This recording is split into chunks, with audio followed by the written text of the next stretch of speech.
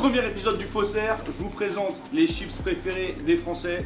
Non, c'est faux parce que les chips préférés des Français, je crois que c'est celle-là. Regarde. Ouais, je pense. C'est écrit, hein. Ah ouais, ouais. Donc du coup, le but de ce format, c'est un nouveau format que je suis en train de créer, c'est de faire le Faussaire, de copier et de refaire exactement la recette d'un Pringles. En gros, ça c'est des Pringles, je les prends et je vais essayer de refaire la même recette avec des vrais ingrédients et retrouver les mêmes goûts, textures et tout. Donc j'ai étudié un peu le projet et après on y va, on fait le test. Donc après c'est validé ou pas validé, ça c'est en interne. Et là tu vois, aujourd'hui je fais les Pringles et la prochaine fois je ferai d'autres choses. Genre ça peut être les plus grands sandwichs, les trucs dans le... ça peut être des sodas, ça peut être des trucs de fast food, ça peut être des trucs de... tout ce qu'on trouve autour de nous tous les jours.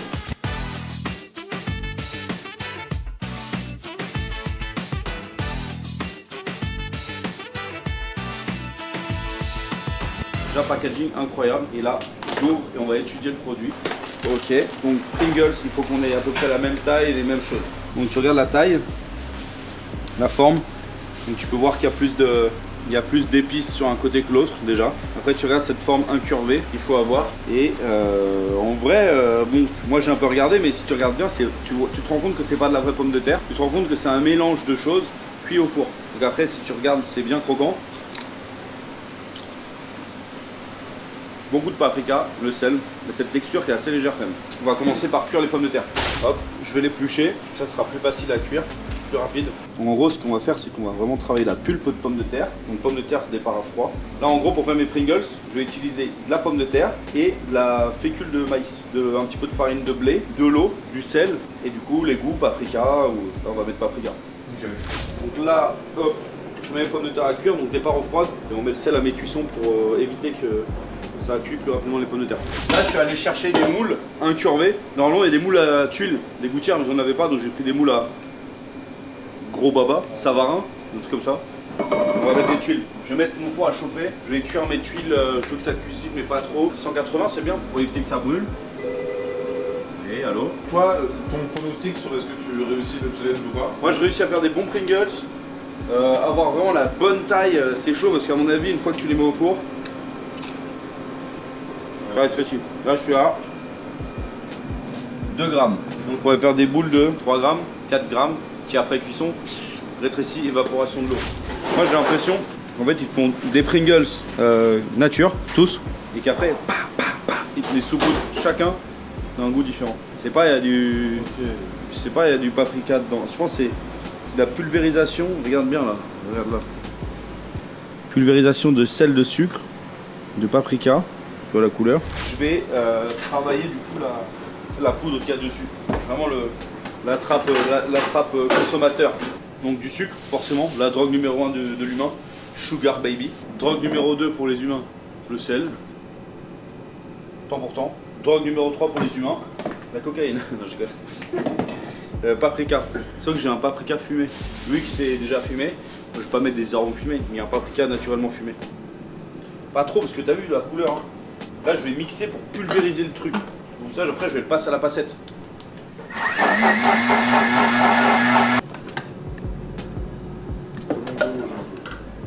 C'est stylé, hein. Putain, je pensais pas que ce serait aussi fin. Ça manque de rouge, mais oh, ouf. C'est ça. Comment je te bluffe là? Regarde. Lèche. T'as l'impression de lécher vraiment. Oh ouais. Chaud, hein? Un peu puissant là. Bah voilà, ouais. Oh, je remets du paprika pour la couleur. Même le goût, hein. Pour la couleur, hein, c'est pas assez coloré. Ça, c'est vraiment volatile. C'est fou. Moi, je pense que c'est comme ça dans l'usine. Là, on se rapproche. Hein. On n'y est pas encore, mais. Franchement, on y est pas mal, hein. Ah, mais eux, ils sont vraiment chimiques, hein. Là, je vais pouvoir en faire des chips. Ouais, là, t'es bien. Oh, là, t'es très très bien. Parce qu'une fois qu'on sera un peu déshydraté, tu sais, ça va un peu se. Tu sais, si tu mets un petit peu d'eau là-dedans, dès que tu mets de l'eau, ça devient plus rouge.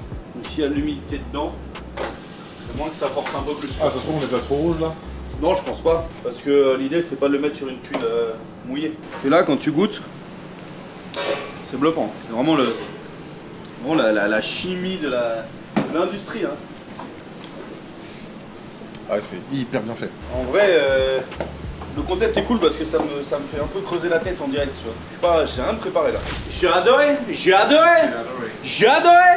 Tout ce qui est sel, en vrai, on n'a plus besoin parce qu'après ça va être trop salé la pâte. Je pense qu'on ne peut même pas mettre de sel dans la cuisson. Est-ce que la tuile elle est salée elle-même? Je pense pas. Oh. Ouais, faut la déstructurer un peu. Faut enlever son addiction là. C'est un an. Il n'y a aucun sel. Donc c'est clairement une pâte neutre dans laquelle il balance du cancer. Du coup là, j'ai cuit mes pommes de terre et je les passe au presse purée pour vraiment avoir, je pense, la base. Je pense qu'il y en a un peu beaucoup là. J'ai vraiment la pulpe de pommes de terre. Donc là, j'ai ma pulpe de pommes de terre. C'est un peu humide. Levure chimique. Tu vois, pas trop, faut pas non plus ça explose. Ensuite, je rajoute donc fleur de maïs. Et je vais rajouter la farine de blé. Hop. Je prends un peu d'eau.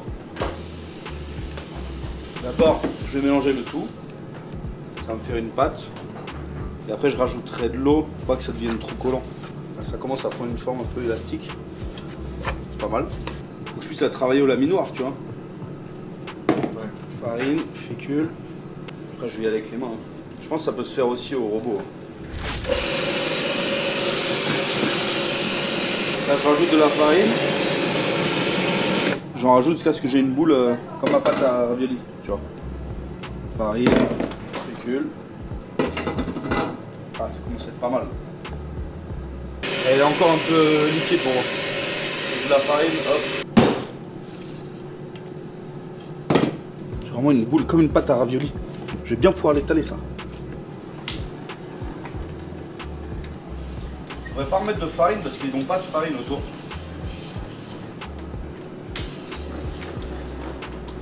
Je pense que c'est pas mal. Hein.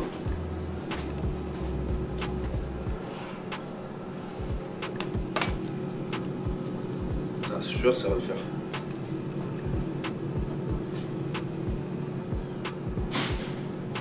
On va essayer une avec de l'huile, voir si ça va pas faire une petite frite, tu vois. Et là, on va en mettre pas mal.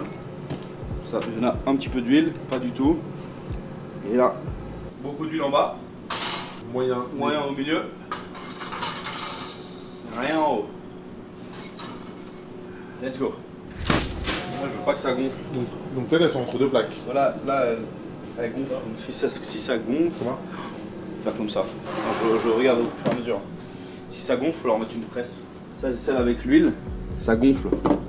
Ça, c'est sel. Sans huile, avec un petit peu, ça gonfle aussi. Et celle avec pas huile du tout, ça gonfle. Je pense qu'il faut faire ça. Je sais pas, mais j'ai l'impression que celle avec l'huile qui sera mieux. Comment on peut faire pour pas que ça gonfle? Vraiment le moule. Alors je l'ai cuit entre deux plaques et ensuite je les tords. No way. On regarde. Ça aussi je peux encore les travailler, c'est pas trop tard.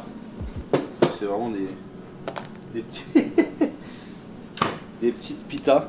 Donc, tu vois, ça se travaille. Hein. Putain, elles ont bu l'huile comme ça. Bah, elles sont mieux que de l'huile en tout cas, j'ai l'impression. Cette forme, elle est galère. Hein. Oh là là, elle est incroyable. Galère, hein, frérot. Ça casse. C'est vraiment une forme. Paralympique. Je pense qu'il y a pas mal d'huile. Hein. Ouais.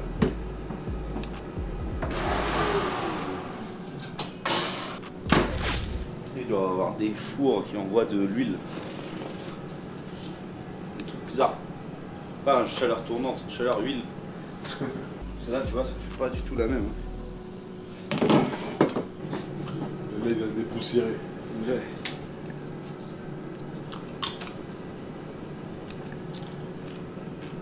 Voilà, tracteur, belin.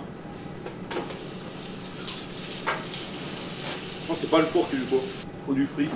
Je pense qu'il faut du frit et ensuite le balancer dans la moule. Dans la friteuse. Peut-être ils ont des moules friteuses. Après, je le sors, je mets sur mon moule. Peut-être ils ont des moules qui trempent dans de l'huile chaude. Ouais.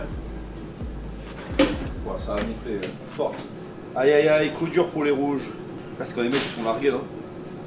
Ils se draguent mais ça marche pas. Aïe aïe aïe. C'est déjà 1000 fois mieux. Hein. Ah là, c'est pas mal là. Après, faut laisser colorer. ça gonfle pas et tout. Comment t'as fait pour que ça gonfle pas? Je pense que c'est le fait que ça frit, mais au four, c'est pas pareil qu'à la friteuse. Moi je pense que mes moules, je mets de l'huile dedans. Comme si c'était une friteuse, ok? Ouais. Donc ça va faire comme si ils étaient à la friteuse, mais au four. Parce que c'est sûr qu'il y a un côté qui est humidifié un minimum, et les autres non. Donc tu regardes la façon dont la poudre elle tire. Ouais, elles ont pas la même gueule des deux côtés. Hein. Comme ça, le frit, ça va apporter le gras et ça va les rendre un peu soufflés, crispy. Et le four, ça va donner le côté encore un peu sec. Oh! Tu vois, faut pas aller trop loin, mais ça... Ouais. On commence. C'est pas mal là. Hein. Ouais, ça commence.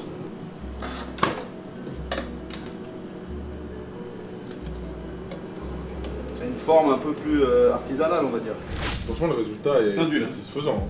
Ah ouais, non, mais après, petite tuile maison, genre archi crispy, avec des bons produits, en vrai, ça donne envie. Ensuite, on va les pimper avec un petit peu avec nos épices. D'abord, tu vois, je veux vraiment enlever le gras, pas que ce soit trop gras, tu vois. Sinon, eux, ils les font passer dans des trucs séchants. Là. On enlève tout le gras et tout. Et là, tu vois, ça va bien s'imprégner. Après, ça va rougir, ça. Ouais. Je vais me les ranger vite fait. Je vais les laisser sécher. Quand je les sèche, ça enlève tout le... La lumière comme ça enlève tout le gras. Les petites tuiles là, on est sur des bons Pringles maison. Hein. Alors, qu'est-ce que t'en penses? Donc là, tu vois clairement Pringles industriel, Pringles maison. Pringles maison, donc c'est beaucoup moins homogène. Si tu regardes la forme industrielle, elle est... Ouais, bah c'est la régularité. Là, la forme industrielle, bah c'est industriel, moi c'est du fait maison. Ouais. J'avais pas le moule ou quoi que ce soit. Mais en quoi? En 1 heure, j'ai fait les Pringles maison.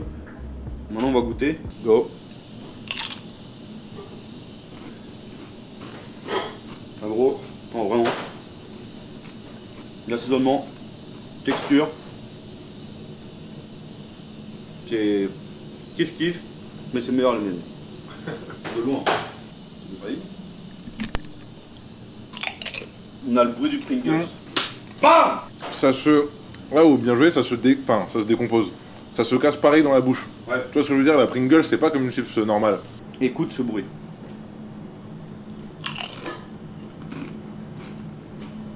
En gros, franchement, c'est trop stylé. Le faussaire a gagné. Moi je dis franchement, défi réussi, de ouf. Alors ouais, j'ai pas les moules, t'as vu, c'était un moule à gâteau. Si t'as les moules à tuiles, tu le mets l'un contre l'autre. Ça tu le cuis entre les deux avec un peu d'huile. Mais c'est vraiment énervé, c'est un goût de... Pour moi c'est un goût de Pringles, faut valider. Hey, goûte ça frérot. Pringles. Nickel. Ça va? Pringles C'est pas les genres de chips ultra piquantes là? C'est moi qui les ai fait. Ok. Mets tout dans ta bouche. Déjà, il a pas cramé. T'as vu, il a pas cramé. Hein. Ouais. Il a pas cramé, c'était vous qui les avez faites déjà. Donc ça, c'est un bon point pour l'esthétique. C'est trop bon. Ah, le faussaire. Ouais, elles sont un poil plus épaisses. Ouais, un poil plus épaisse, mais sinon, franchement, c'est bien. Hein. Ouais, c'est pas mal du tout. Là, tu vois que, bon, après, elles sont dorées les deux côtés. Là. Ouais, franchement, bon, après, il faut vraiment regarder, quoi. On va retourner. Ouais. Franchement, toi, après, oui, là, ça bulle un peu et tout. Ouais, mais mais bon.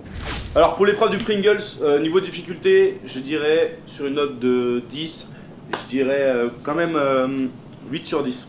C'est assez chaud de faire des vrais Pringles. Et mon taux de réussite, je donnerai un 7 sur 10. Voilà, j'espère que ce nouveau contenu vous a plu. Merci pour le bruit derrière, c'est Barry Haussmann, on est dans mon restaurant. En tout cas, est-ce que le roi du fake, alias le faussaire, a réussi son épreuve aujourd'hui du Pringles? Dites-moi la vérité, moi j'ai trouvé ça intéressant. C'était chaud, je me suis retrouvé un peu dans le jus. Au début ça a foiré, alors que j'étais archi confiant. Pringles, très chaud. Je pense qu'il y a 1000 recettes qu'on peut faire. C'est à vous de les choisir, et moi aussi, donc dans les commentaires et tout. Après, est-ce que vous trouvez que le faussaire a réussi son épreuve aujourd'hui? Moi j'en suis satisfait, les équipes aussi, mais à vous de me dire sincèrement. On reste comme ça, on reste nature peinture. C'était le faussaire, ciao bello.